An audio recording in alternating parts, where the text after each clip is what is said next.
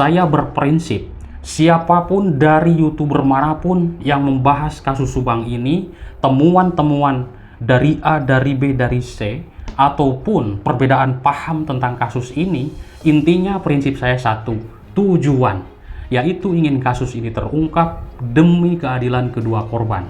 Itu teman-teman. Jadi silahkan saja para YouTuber yang lain bahas seluas-luasnya, bahas sedalam-dalamnya kasus Subang ini, dan begitu juga publik silahkan berkomentar apapun itu ilmunya dikeluarkan, menilai kasus Subang ini bagaimana, memberikan pencerahan kepada yang lain, luar biasa. Teman-teman, dari tahun 2021 kita sudah menyimak tentang kasus Subang ini, begitu banyak sekali lika-liku dan juga perdebatan. Dan saya menyimak kasus Subang ini sudah menjadi perhatian publik, konsumsi publik tentunya. Perdebatan di masyarakat tentunya itu adalah sebuah kewajaran karena menilai tajam dari berbagai keterangan itu ditampung oleh kita semuanya. Teman-teman, kemarin mungkin teman-teman sudah menyimak keterangan dari kuasa hukum Dano.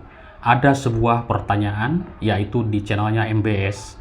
Kalau menurut Bang Taupan, selaku kuasa hukum dari saudara tersangka Ramdhanu, apakah Dano ini bagian dari perencanaan atau bagian dari turut serta? Bang Taupan di situ sudah gamblang menjelaskan bahwa Dano ini bagian dari perencanaan, namun bukan yang merencanakan atau dalang utama dalam kasus ini. Itulah intinya. Tapi Dano ini diatur dan disuruh-suruh oleh seorang Pak Yosep Hidayah di TKP, dan waktu itu ketemuan di Pecel Lele. Di sana Pak Yosep curhat ke Dano, tidak punya uang kemanapun dan dijatah sama Bibi dan Amel. Lalu Dano pun bertanya, kenapa Mang seperti itu?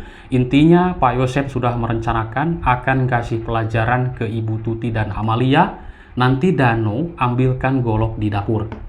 Seperti itulah inti percakapan dari yang sudah dibacakan di dakwaan tersebut yang saya simak, dan memang dakwaan itu banyak sekali ya teman-teman. Tapi di sana kita tidak menyimak adanya sebuah CCTV, adanya OOJ, atau adanya apa yang dijelaskan oleh Dano di tahun-tahun yang lalu, keluar jam 3 pagi melihat sosok mau membeli nasi goreng. Itu semuanya tidak ada dalam dakwaan kemarin yang sudah dibacakan JPO. Ini menarik luar biasa, tentunya nanti di pengadilan akan ramai perdebatan antara kuasa hukum dan kuasa hukum tentunya teman-teman, dan juga para saksi akan dihadirkan.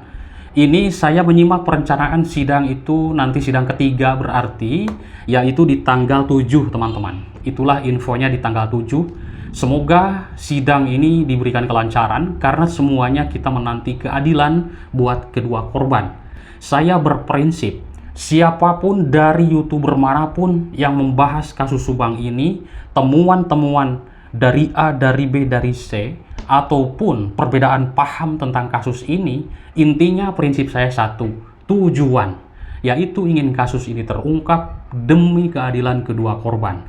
Itu teman-teman. Jadi silahkan saja para YouTuber yang lain bahas seluas-luasnya, bahas sedalam-dalamnya kasus Subang ini, dan begitu juga publik silahkan berkomentar apapun itu ilmunya dikeluarkan, menilai kasus Subang ini bagaimana, memberikan pencerahan kepada yang lain, luar biasa. Seperti itulah kita membahas kasus Subang ini bersama-sama teman-teman. Oke teman-teman, nah Dano ini bagian dari turut serta atau perencanaan. Bang Taupan mengatakan ini adalah sebuah perencanaan dan Dano ikut di dalamnya. Dano mengakui kepada pihak kepolisian Polda Jabar itu sebagai pelaku, bukan saksi. Saksi dia pelaku, melakukan seperti itu, melakukan eksekutor terhadap kedua korban. Waduh, mengerikan teman-teman ya. Oke, lalu saya menyimak pertanyaan yang kedua, ini dari Mas Wawan ya, dari MBS. Ini menarik luar biasa, dan terkait Dano sebagai JC, apa saja kira-kira yang dapat meringankan hukuman Dano? Nah teman-teman, penjelasan Bang Taupan sudah kita simak. Menurutnya, ya, dengan adanya pengakuan diri Dano dan penyerahan diri Dano, kita yakin semuanya sampai saat ini tidak akan pernah melihat persidangan. Betul. Mungkin juga kasus Subang ini sekarang akan ada sidang jika Danu tidak mengakui perbuatannya. Karena yang kita lihat kasus Subang ini ya ada dua versi juga. Ada yang mengatakan gampang terungkap, ada juga yang mengatakan sulit terungkap. Tapi sesudah Danu menyerahkan diri, akhirnya kan terbuka sedikit demi sedikit. Ternyata yang disebutkan para pelaku itu adalah orang-orang yang sangat sekali dekat dengan kedua korban. Kerja bersama, ya kan? Satu rumah. Ini kan suami istri, Pak Yosef dengan Ibu Tuti. Amel kan anak gadisnya.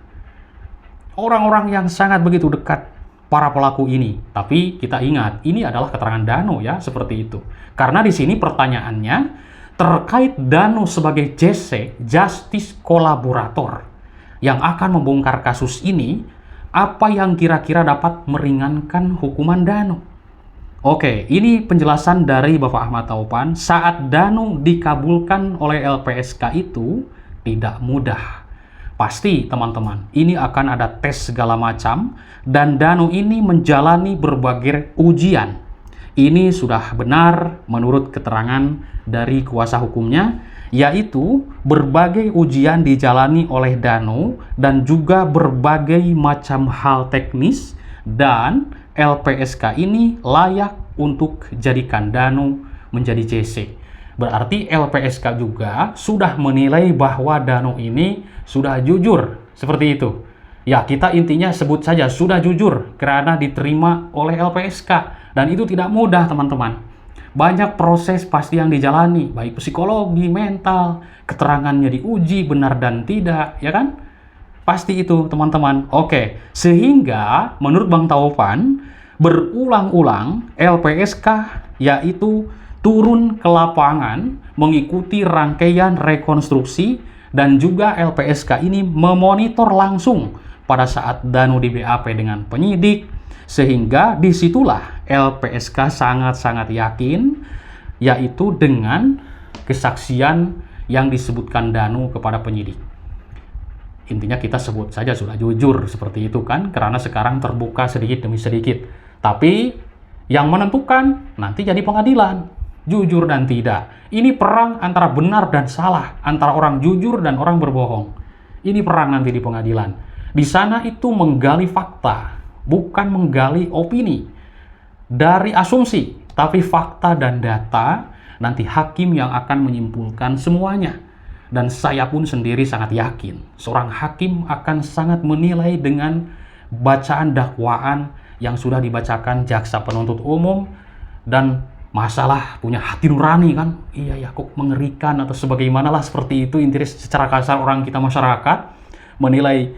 Pas melihat sebuah bacaan dakwaan juga sudah begitu mengerikan sekali, sebuah perencanaan yang sangat matang, teman-teman, ya kan? Nanti hakim yang akan memutuskan. Semoga para hakim dan juga yang ada di persidangan tersebut yang mengikuti kasus Subang ini semoga diberikan kelancaran, karena intinya satu tujuan kita semuanya terungkap, ada pelaku, vonis, beres, sudah hilang kasus Subang ini. Kan seperti itu kita maunya. Nah, teman-teman, jadi LPSK dulu kan sudah kita lihat langsung turun ke lapangan, yaitu melihat jalannya prarekonstruksi dan juga rekonstruksi. Disitulah LPSK yakin dengan keterangan Danu ini. Luar biasa perjalanan kasus Subang ya. Oke, menurut Ahmad Taufan ini adalah sesuatu yang baik, yaitu untuk membongkar kasus ini. Danu menyerahkan diri itu adalah sesuatu hal yang sangat baik sekali. Ya, tanpa ada keterangan Danu, menurut kuasa hukumnya ini sangat sulit untuk dibongkar. Kita pun kan kadang menilai pemberitaan kasus Subang ini belum terungkap juga, tidak ada pelakunya, tidak ada sidang, ya kan? Tapi setelah adanya Danu, langsung ada sidang. Kan seperti itu. Namun perjalanan proses ini sangat panjang sekali. Bisa saja kan penyidik juga sudah yakin bahwa para pelaku itu sudah dikantongi, itu berarti benar, ya kan? Tapi sesudah adanya data-data itu belum juga dilakukan penahanan kepada siapapun waktu itu, Danu menyerahkan diri. Akhirnya kan terungkap sudah, teman-teman. Nah, teman-teman. Oke, karena dalam kasus ini, menurut keterangan kuasa hukum dari Danu, yaitu diskenariokan agar jangan sampai terungkap. Ini pasti ada motivasi mereka para pelaku hal sesuatu. Lalu, Ahmad Taufan mengatakan bahwa apakah Danu ini ingin menguasai yayasan, sekolah Ibu Tuti, harta Ibu Tuti? Ya, tidak mungkin juga. Apakah kita berpikir Danu ini akan merebut yayasan, sekolah, aset Ibu Tuti? Mungkin kita akan menganalisa lebih jauh lagi, teman-teman. Karena itu kan punya orang, seperti itu. Tapi intinya, Danu ini terlibat dalam kasus ini. Oke. Lalu, di sini ada sebuah pertanyaan, apakah ada saksi atau bukti lainnya terkait keterangan Danu dalam pengeksekusian korban? Karena kalau kita menyimak dakwaan, tidak ada. Ada nggak dakwaan seperti itu?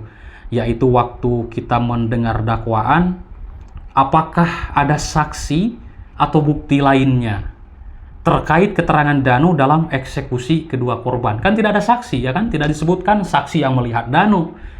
Ada di TKP saksi yang melihat Danu mengeksekusi korban, tidak ada kan?